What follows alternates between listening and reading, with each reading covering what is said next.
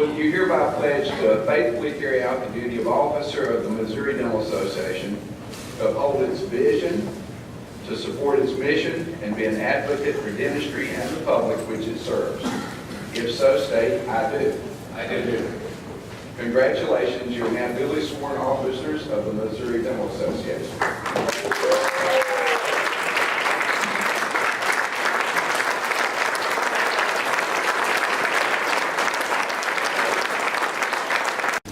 Thank you, Mr. Speaker.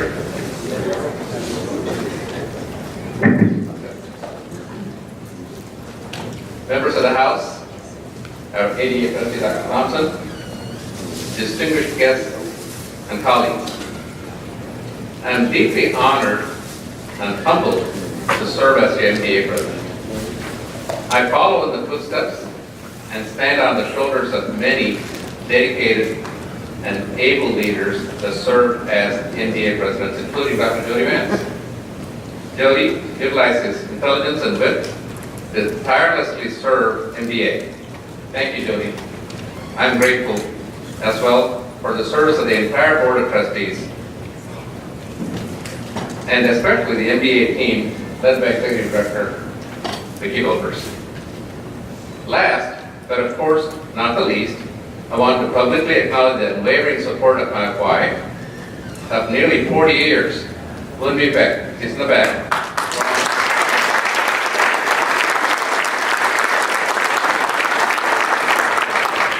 I'm sure many of you are probably thinking she must have been a child bride. Wendy is the love of my life and the wind beneath my wings. I wonder, how did that come to pass?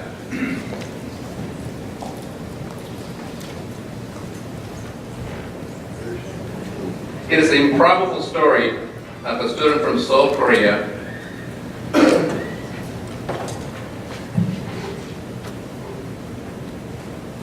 and one from Chennai, India, meeting and falling in love on the campus of a Southern Baptist school. Yeah, it was mustache. On the campus of William Jewell College in Liberty, Missouri, were the vehement objection of both of our families that disowned us. We got married in 1977. My family showed up at the last minute, but I would not meet Wendy's family for 17 more years. So our friends have to stand in for her family. It was barely 5 years after Wendy had arrived in Kansas City as a high school exchange student, and I arrived in California with $5 in my pocket, next to my student visa, and a burning desire for a better future. It was just 2 years after our wedding that I was admitted to UMKC School of Dentistry. Graduating from UMKC in 1983, when the prime interest rate had dropped down to 11%, from the high water mark of 21.5% that it reached while I was in my second year, it was a natural thing for me to join the ADA. So this story continues with my opening of practice from scratch in a shopping center, strip mall, right after dental school. That's our first daughter, the little bitty one right there, Akila, barely a toddler. A few years later, when Wendy was diagnosed with migraines, that's my first patient, really. That's our daughter. So she became a migraine patient. It was tough. It was tough. And so this led to my practice. So I had to find a solution for her problems. That led to my interest and training in TMD treatment. So, which had since led my practice evolving into a nationally known full-time TMD practice. Helping patients from around the U.S. and beyond, just as I was able to help her. Opportunity to lecture. This was a 2011 ADA TMD expert panel. Opportunity to lecture all over the world. That's in Munich. That is in Buenos Aires, Argentina.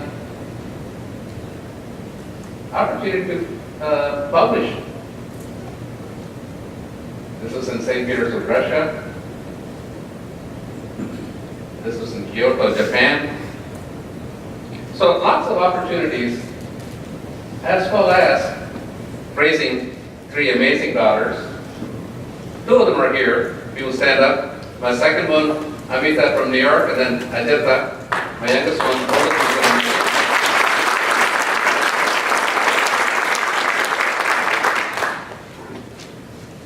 Culminating, of course, into this day where I am now installed as the president of the Missouri Dental Association. If this does not exemplify America as a land of opportunity, I don't know what does. So I'm deeply, deeply indebted to this country and our profession for all the opportunities that my family and I have been given. It is my pledge to do all I can to pursue those same opportunities for the young people that are in school now, and even those that are not born yet. A year ago, we celebrated the 150th anniversary of the Missouri Dental Association. Dr. Joe Sokolowski noted that while much has changed in that century and a half, the ideas upon which this association was founded remain the same. By hanging together as an association, we seek to protect our profession's ethics and integrity, as well as expand its membership and influence. As I look to the year ahead, those founding ideas remain just as relevant today as they did 150 some years ago. From my perspective, I see 3 critical issues challenging our profession. The first challenge is a lack of appreciation among the public and our political leaders for dentistry's role in one's quality of life. It is much more than teeth and gums. Conditions such as DND, obstructive sleep apnea, have far-reaching adverse health effects that only a dentist can play a key role in their diagnosis and treatment. I believe it is this lack of appreciation is the underlying reason for commoditizing dentistry, inadequate dental benefits, and for even proposing lesser-trained mid-level providers as a solution to access to care.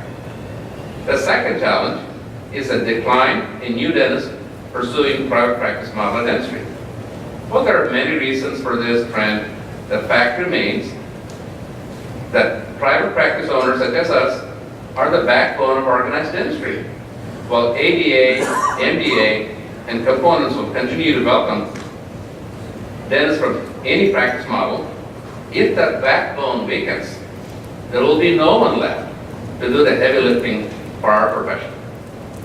The third challenge is a lack of perceived value for ADA tripartite membership among dentists, especially among ethnic minorities. We have a much smaller percentage of members, ethnic minorities, that are members of our tripartite. I know that MDA welcomes everyone. There are no structural barriers to leadership positions for those that want to work for it. The only roadblocks are those that are self-imposed. I like the fact that Dr. Lynn Barber, Lynn Barber, ascending to the position of MDA President 4 years ago as the first woman to hold this position, or in my case, as the first one from an ethnic heritage who is a naturalized citizen, happened organically. These are concrete bits of evidence of MDA being inclusive of all dentists, regardless of their backgrounds. After all, it only took sailing around at one time for Magellan to prove that the world isn't flat, the earth isn't flat.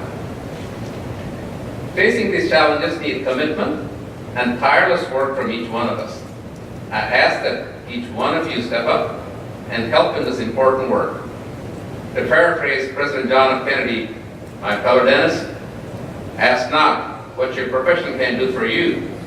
Ask what you can do for your profession and its guardians, the American Dental Association, the Missouri Dental Association, and all its wonderful local components, so that the same ideas that started this association 150 years ago will continue to guide it for the next 150 years. Thank you.